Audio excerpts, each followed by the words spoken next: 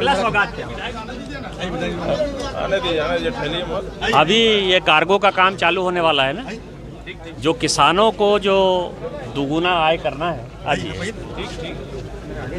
उसमें गेहूं की प्राइस, उसमें चावल की प्राइस, उसमें सब्जी है, उसमें दूध है, जो फल फूल लगाने वाले लोग हैं, जो किसान हैं या जो दलहन तिलहन का उत्पादन करते हैं, उनके लिए मार्केट यहाँ नहीं है। और मार्केट नहीं होने के कारण बिचौलिया उसका जो है मिसयूज करते हैं, और ये पैक्स के माध्यम से भी जितनी खरीदारी होती है उसमें भी बिचौलिया हावी हैं।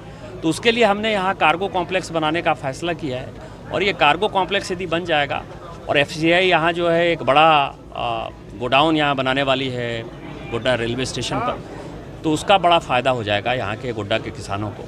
दूसरा काम चालू हो जाएगा गोड्डा पिरपैंती का, आपको पता ही है कि उस सैंक्शन हो गया। गोड्डा पाकुड़ भी सैंक्शन होने की स्थिति में है। ये 4 लेन का जो काम अटका पड़ा था उसको लेटर अवार्ड हो गया है काम का, जिस कंपनी को मिलना था, और मुझे लगता है कि इसका भी काम 2-3 महीने में हो जाएगा। गोड्डा में जो ये पॉलिटेक्निक कॉलेज और इंजीनियरिंग कॉलेज और मॉडल कॉलेज में पढ़ाई नहीं हो रही थी, तो अगले सत्र से उम्मीद है, और नर्सिंग कॉलेज जो बना हुआ है, ये सब की पढ़ाई गोड्डा में चालू हो जाएगी।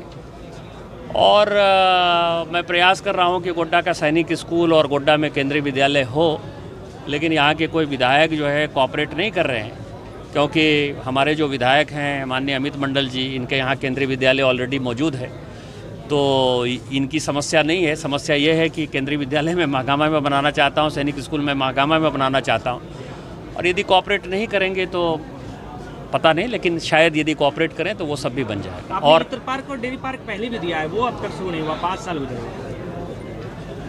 ये बात जो है स्टेट गवर्नमेंट के किसी विधायक से कभी आप पूछते हैं कि वो अडानी के अलावा जो है कोई और चीज़ दिखाई देता है?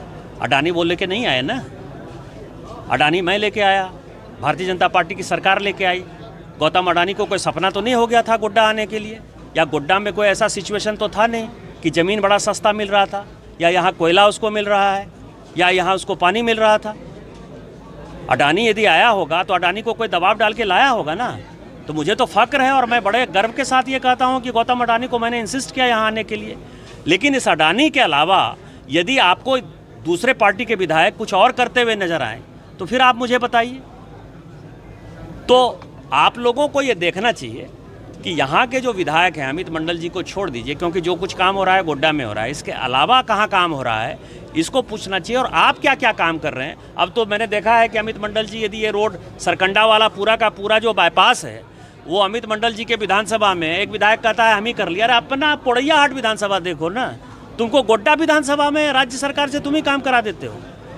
अभी ये रोड बनने वाला है कन्वारा वाला, जो चांदनी चौक तक जाएगा, उसके लिए भी कह रहा है कि हमने कर दिया। उसके लिए भी यहाँ का जिलाध्यक्ष, मैंने सुना कि दूसरे पार्टी का जो जिलाध्यक्ष है वो कहता है कि हम ही कठौन वाला रोड पूरा कर दिए। तो हमारा विधायक जो है तो अपना काम तो कर नहीं पा रहे हो। तो इन लोगों को अपना कोई काम नहीं करना है ये सरकार, और जिस तरह से ये तोड़फोड़ कर रहा है मुख्यमंत्री के प्रवास के नाम पर, मैं प्रशासन को चेतावनी देना चाहता हूं कि प्रशासन हमेशा एक जगह नहीं होता है। ये जितने अधिकारी गलत काम कर रहे हैं सबको चिन्हित करेंगे, और भारतीय जनता पार्टी की सरकार जब आएगी तो इनके ऊपर कार्रवाई करेंगे। 3 राज्यों में चुनाव का परिणाम आया है, क्या कहेंगे? MCD, हिमाचल प्रदेश और गुजरात चुनाव पर आपकी क्या प्रतिक्रिया?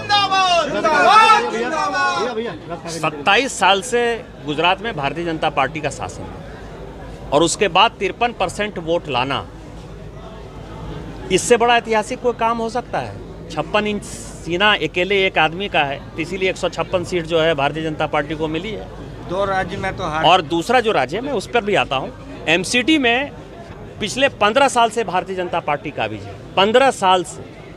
और MCD के बारे में जो छोटी छोटी समस्याएं हैं, किसी को रोड का, किसी को नाली का, किसी को घर बनाने का, आपको पता है कि सभी दुखी रहते हैं।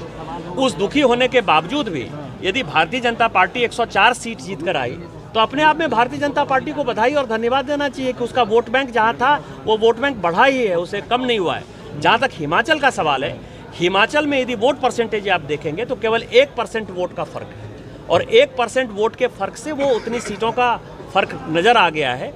और दूसरा जो उसमें लगा हमको कि छोटा राज्य होने के कारण कुछ रेबल जो थे भारतीय जनता पार्टी के, उन्होंने भी 8-10 जगह जो है भारतीय जनता पार्टी को हराने का काम किया, वो इंट्रोस्पेक्शन का काम है। लेकिन लोग जो है माननीय मोदी जी को ही नेता मानते हैं और माननीय मोदी जी के नाम पर मैं आज आपको कह रहा हूं, और आप चैनल में सारे चैनल वालों से आग्रह है कि मेरे इस बाइट को रखिएगा कि जब 2024 का लोकसभा चुनाव होगा तो भारतीय जनता पार्टी अपने अकेले दम पर 350 सीट जीते। झारखंड का डेमोग्राफी, आपने कहा संथाल परगना की डेमोग्राफी बदल रही है, इसको लेकर क्या लगता है राज्य सरकार कितना सजग है? राज्य सरकार को धर्मांतरण करना है और बांग्लादेशी घुसपैठियों को बढ़ाकर यहाँ केवल और केवल वोट बैंक की राजनीति करना है।